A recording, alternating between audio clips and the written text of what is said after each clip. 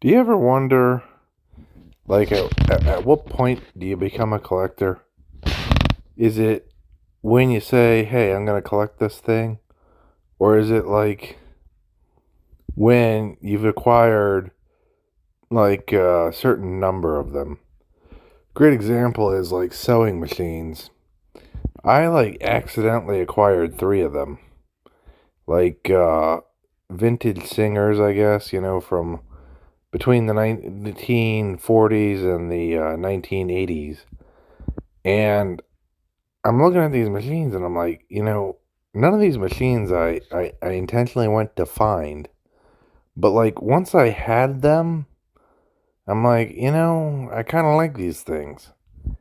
And it's like, the next thing you know, you look at a marketplace and you're like, maybe I can find a couple more to fill out my repertoire and fill in the gaps that are missing, because I'm like, oh, I got looks like I've got a 40s, a 70s, and a 80s. It's like, well, let me see if I can try to find one from like the 50s, and I'll see if I can maybe try to get like one from the 60s.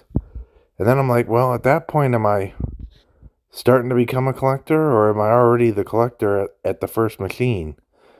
But then it's like, if somebody said, hey, you know, I'm a classic car collector, and I went over to their house, and they had one Camaro sitting in their garage from 1968, I'd be like, uh, are you really a collector or are you just a dude with a old Camaro? And even if they had like two, you'd be like, yeah, I get it.